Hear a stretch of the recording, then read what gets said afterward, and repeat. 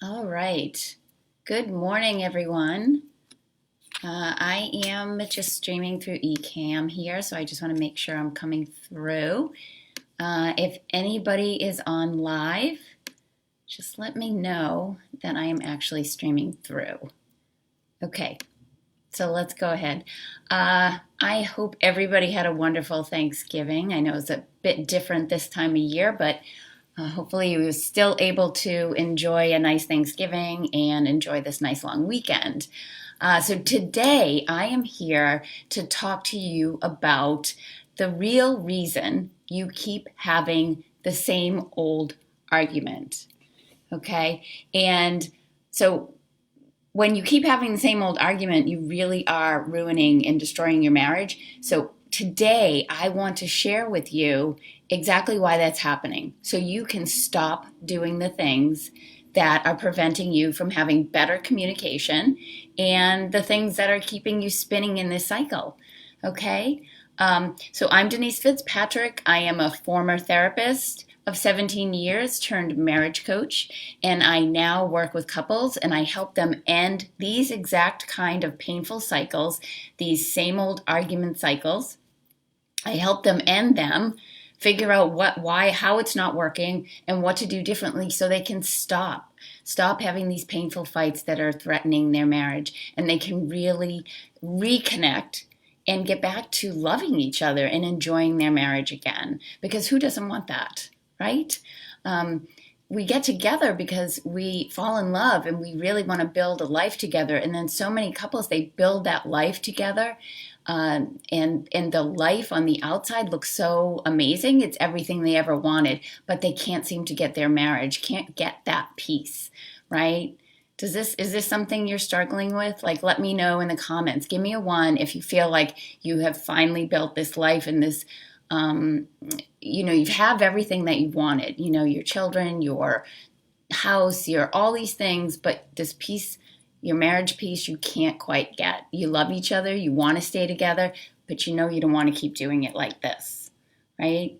If anybody here is watching and this is something that resonates with you, are you stuck in a cycle of having that same argument over and over? Just let me know. Drop a 1 in the comments if this is something that that you're struggling with. I would say 90% of the couples that come to see me are in this exact place. They come, they say, we can't communicate. We keep fighting about the same things. Every time we try and talk, we end up in another argument. And sometimes, most of the times, they'll say, I don't even know what we were fighting about. Does that sound familiar? If you're somebody that's stuck in this cycle, do you often ask yourself, what were we even fighting about? Right? Because the content of your argument is completely lost, right? Because you just get into the cycle and you're fighting about the fight and the content is completely lost. What were we even fighting about? This is how pointless these arguments end up being, and they're ruining your relationship. Who can relate to that? Who's having this problem right now? Put a 1 in the chat and let me know if this same argument cycle is something that you're experiencing and that these pointless fights, you don't even know what they're about, but they're still hurting your marriage. Okay, so that's why today I want to talk to you about the real reasons that this is happening. And I have 3 things I'm going to talk about, 3 mistakes I'm going to share with you as to why people stay stuck in these painful cycles and how you can stop doing these, how you can get rid of these 3 mistakes so you can have better communication, so you can reconnect with each other, so you don't have to stay stuck in this horrible place, so you can start enjoying your marriage again and enjoying your partner again, right? So if that's something you're struggling with in your relationship, then this live is for you because I'm going to share these with you. Now, again, I'm Denise Fitzpatrick. I am a former therapist of 17 years turned marriage coach, and this is the exact thing that I help couples with, is end these painful cycles, stop having those same old arguments for good so you can get back to loving each other and enjoying your marriage again, and your life. Because let's be honest, when your marriage is in a bad place, it affects your whole life. It affects everything. It affects the quality of other relationships. It affects how you show up to your job, how you show up with friends, your desire or lack of desire to want to be social when you're feeling awful about your marriage. I was meeting with a couple just the other day who said that after us working together for 6 weeks, one of the significant improvements in her life was her sleep. She started sleeping better, because what she said was before, when their relationship was in a really bad place, she would go to bed feeling angry, and then she would never fall into a deep sleep. So she'd be restless all night, and then she'd wake up exhausted, and she'd wake up thinking again about what a bad place they were in. So one of the significant changes is that she's sleeping better. She doesn't go to sleep angry at night. So when she lays her head on the pillow, she goes right to sleep because she's not stressing and worrying about all of this anymore. And that, like, that it has to do with the marriage, but it also has to do with her own health and well-being, right? And it just goes to show that, like, when that primary relationship you're in isn't going well, it affects everything in your life, and including like your physical health. Because if you're not sleeping well, then you're generally not functioning well or at optimum levels in your life. Okay. So let's jump in again to talk about the real reasons that you're stuck in these same old arguments, okay? And I said I'm going to talk about 3 things. And the first one is defensiveness, okay? This is probably the biggest. Well, actually, the 3 of them are, but this one is the most common. People get stuck in a cycle of defensiveness and blame, and then they end up going around in circles with this, right? And so we all know what defensiveness looks like, but we often can't see it in ourselves. So anytime, like, if, let me think of like one of my couples, anytime they try and talk about something, somebody brings something up, right? And the other person is immediately on the defense. Right? They're defending themselves. They're justifying all the reasons. They're just pushing back on that. They can't hear anything that the other person is saying because they've immediately gone into defensiveness, right? And it's very common because if we have this pattern of negative interaction, then we've sort of conditioned ourselves to be on alert, to protect ourselves, to push it on the other person because it's too painful, right? So we defend immediately. It happens like that, right? It happens so fast. It feels automatic, like you have no control. You don't even realize you're doing it. And then as soon as that happens, as soon as defensiveness enters the conversation, then there's zero chance that there can be a productive dialogue, right? Because when your defenses go up, then the other person's defenses go up. And now you're just kind of volleying back and forth, right? When you are defensive, you can't possibly be open to listening. You can't be open to understanding the other person's perspective. It just closes it down. And that is one of the biggest problems, is that if there's no listening and there's no understanding, then you can't be resolving the matter at hand, right? And then what happens is when you get defensive, this is what I was talking about before, then you're actually fighting about how you're fighting. You're not actually fighting about the content, you're fighting about how you're fighting. So if my partner says something to me and I immediately say, well, that's not true. Why would you say that? This is what I really did. And then I go on to tell the details of what I really did. I'm defending myself. So I'm in my head about my position. I can't possibly be hearing what my partner is saying. I can't, like, and often there may actually be some truth in what they're saying, but we miss that because we're too busy defending ourselves, right? Because we make it mean that we've done something wrong, or there's something wrong with us, or right, it's like the automatic response of, we have a certain thought about what it means about us, and then we have a certain reaction, and then it becomes so automatic and so well practiced that it just happens. It's just like we're on autopilot, and we go right to defense. Okay, so you have to understand that as long as you're being defensive, neither one of you are going to be able to understand each other, right? And what you're both looking for is understanding. We all want to be understood. We all want to be heard. We want to be understood. And when defensiveness is there, none of that will happen. Okay, and that's one of the reasons you keep stuck in this cycle. Okay, and so number two is, and many people can relate to this even more so than they can relate to defensiveness. Number two is the need to be right. Who can relate to that one? Who here is a right fighter? Yes, somebody gave a thumbs up.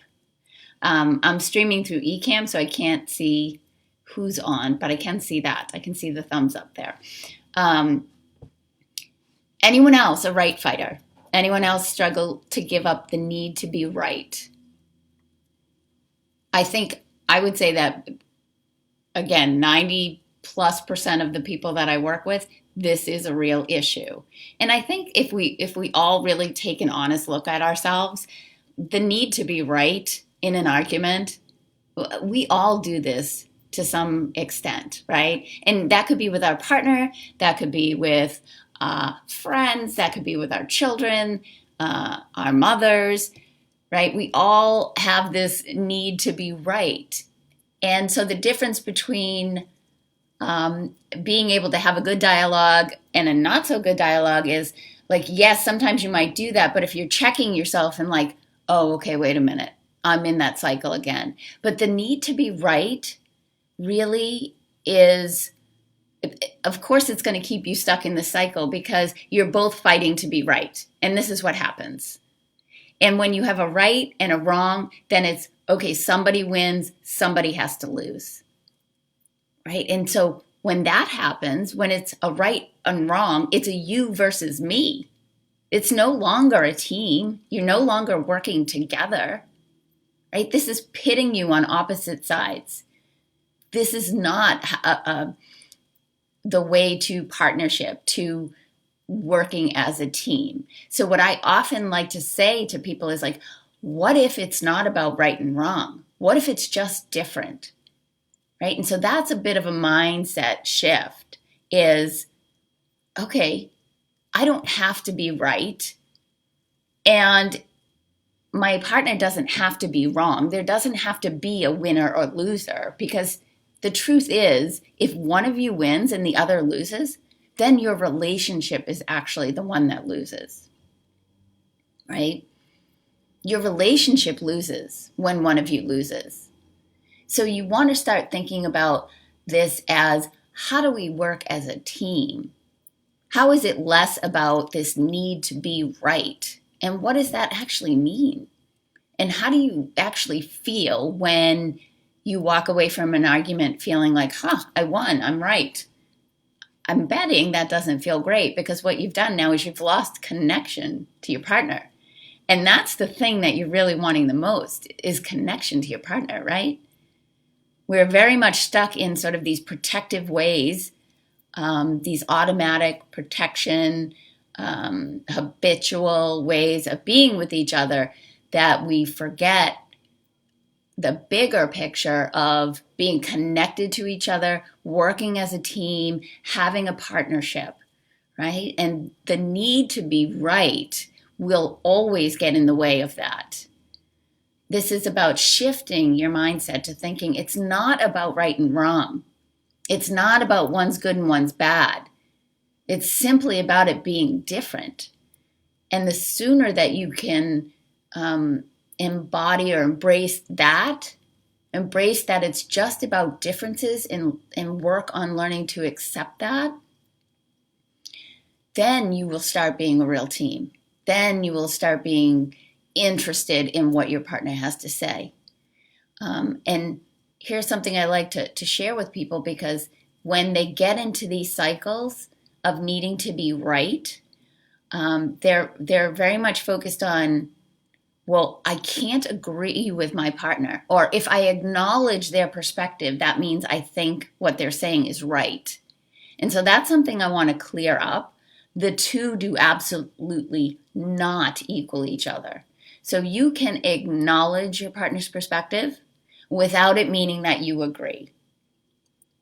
Right? We're afraid to even say, oh, I can see what you mean, because we worry like, oh, then they're going to think I agree with them.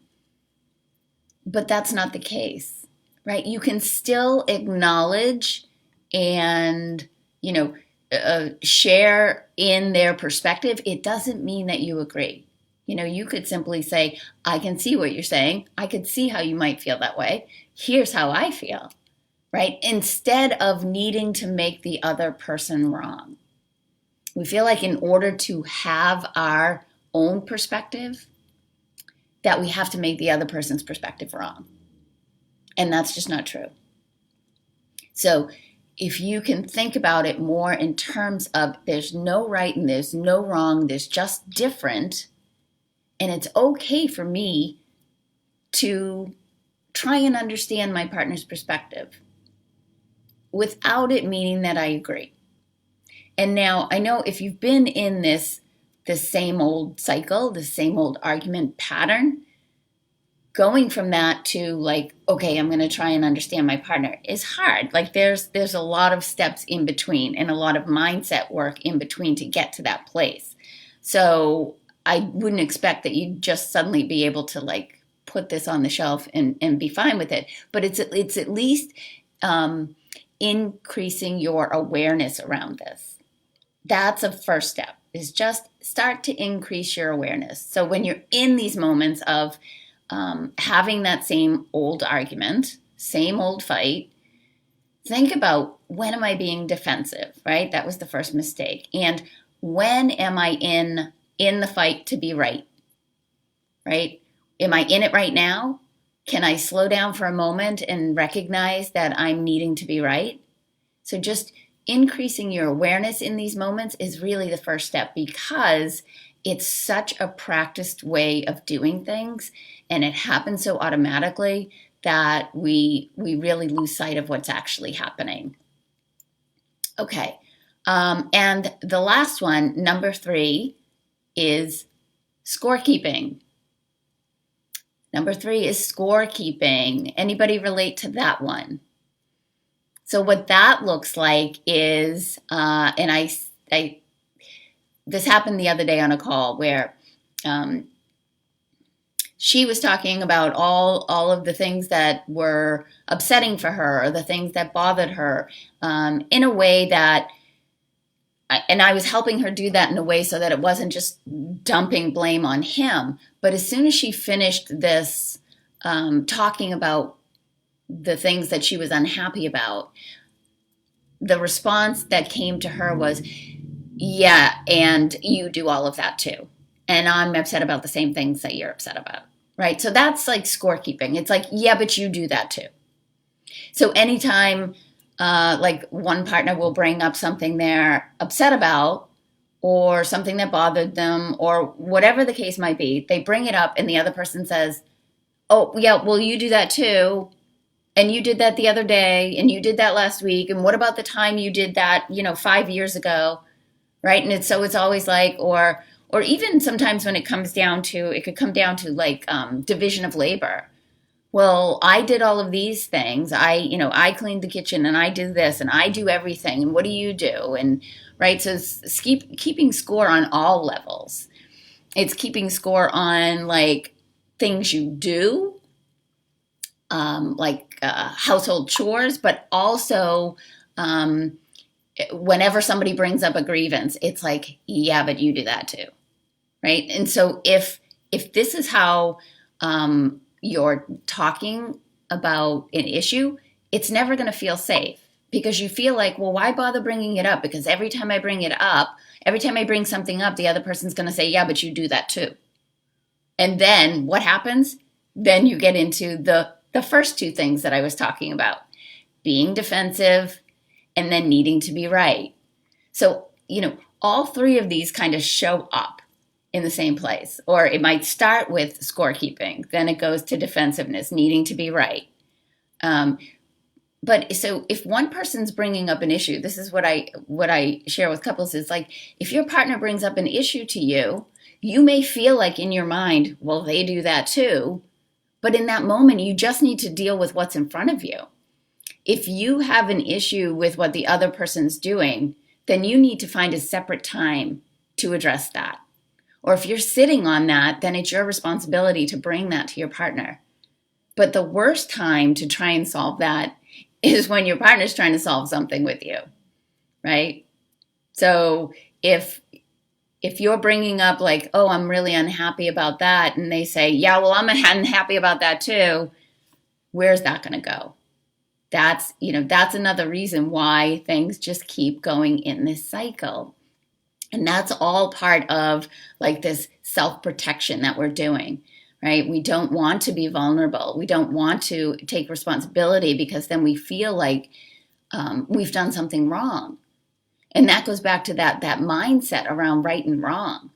And then we start to like feel bad about ourselves or shame ourselves instead of like giving ourselves some compassion, right? Because when we have some compassion for ourselves for just being human, and yeah, sometimes we don't do things the greatest, but that's okay, right? If you actually had more compassion for yourself and love for yourself, then if your partner brought something to you, you might truly be able to just be open to hearing that, right? So it's like mindset about what's going on, but it's also mindset about yourself, right? It doesn't have to be that, oh no, I've done something wrong, which makes me a bad person. It absolutely doesn't, right? We have to learn how to have more compassion for each other. And that starts with having compassion for ourselves. So how would that be different for you if you didn't feel like I'm a bad person because I've done something wrong? Would that change how you show up? Would that change like your need to be defensive or your need to be right or to go into scorekeeping, right? It's just loving yourself and having compassion for yourself and knowing that you're a good person no matter what. Right? You're going to have these issues. You're going to have times where things mess up in your relationship. But if you can just still love yourself, love your partner, and lead with that instead of the defensiveness, the scorekeeping, the needing to be right, then you can break out of these cycles, break out of these patterns, right? Because it actually gives you so much, the opposite of what you're truly craving. What you're craving is that closeness, that connection, that wanting to be understood, wanting to be appreciated, wanting to be loved, right? And part of the scorekeeping is also waiting for the other person to go first. And I know this can be a hard one, right? But I want to assure you that waiting for the other person to go first will surely keep you stuck, right? Because if you're both thinking this, then you will continue to stay stuck in these cycles. Somebody has to make the first move. And what I like to say to couples is somebody has to be the champion for the relationship. And so you might be saying to yourself, but why does it have to be me? And so what I would offer is, why not? Why can't it be you? Because when you do this, when you change one thing, like if you stopped being defensive, if you started to give up the need to be right, it's automatically going to change the whole system, right? And understand that you're not just doing something good for your marriage, but you're doing something good for yourself. And so that's why I would offer that it's okay to go first. Because anything you do to improve your relationship is benefiting you. Remember when I talked about earlier how, like, when our marriage isn't going well, our important relationships in our life aren't going well, that it affects everything in your life.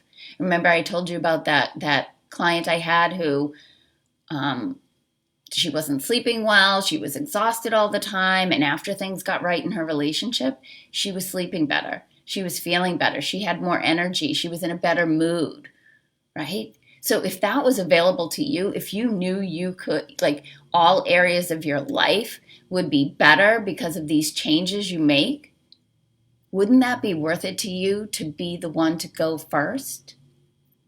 Right? You have to really ask yourself, why am I waiting? Right? That's all part of scorekeeping. Right? So just to wrap it up, these 3 mistakes that are keeping you guys in this same cycle is defensiveness, needing to be right, and scorekeeping. And these are all very practiced automatic ways of being. And this is why the cycle continues. So the first step for you is to be aware. Increase your awareness around this, right? Just notice when you're being defensive. Notice when you're fighting to be right. Notice when you're keeping score. Notice when you're waiting for the other person to go first, okay? And try something different, even if it's just something small. Try one time when you find yourself in that cycle to not be defensive, to step back and really try and listen to your partner, or to not need to be right, to acknowledge the other person's perspective without it meaning that you agree, right? Just try one of these things. Set an intention for yourself that the next time we're in this, next time we find ourselves in this cycle, here's what I'm going to do. Here's how I'm going to show up as my best self. I am going and set an intention, sort of make a commitment to yourself to say, okay, next time I'm going to try X. And maybe that's, I'm going to acknowledge my partner because I know it doesn't necessarily mean I have to agree. Okay, just try one small thing and see what difference it makes. And don't give up right away because you're changing long-standing patterns. And that takes time. It took you time to get to the patterns that you're in now. And they've become so habituated. It takes time to undo those. You know, it takes time to undo any pattern or any habit that you've created, right? This is no different. So if you don't do it perfectly the first time, don't give up. It doesn't mean it's not working. It just means you haven't practiced it enough, right? So give that a try. Let me know how it goes. And I know I'm running out of time, so what I wanted to share with you is these are the exact things that I help my clients with in my 6-week intensive. Undoing these patterns, interrupting the same old arguments for good, like really getting a handle on creating new habits, new mindsets, so they don't keep going in this cycle. That's exactly what we did with my client who is now sleeping better, who's now having more fun with the couple. They're having more fun with each other. They're laughing together. There's no more tension because they're not stuck in these patterns anymore. And that's exactly what we did in the 6-week intensive, right? So I know that a lot of this work sounds simple, but it's not easy. And if any of you who are watching are stuck in this cycle, you probably recognize that it's not easy. You need the support. You need the accountability. You need somebody to show you the way. And that's exactly what I can help you with. So if anyone watching can relate to what we've talked about today and you really want to make these kinds of changes, then reach out to me. I'm going to drop my link in the comments to book a marriage breakthrough call. And on the call, we can talk about exactly what problems you're having in your relationship, the exact patterns, if it's the same old argument, where you are in your marriage right now, where you want to be, And I'll share with you exactly what I think it's going to take for you to get there. And we can see if my 6-week intensive is right for you. So again, I'm going to put the link to book a call in the comments. And I'm also going to put a link to opt in for my 5 shifts freebie. There's some really good tips in there as well that can help with some of the mistakes that I talked about today. All right, you guys, so my time is up. I hope this was helpful, and enjoy the rest of your weekend. Take care. Bye-bye.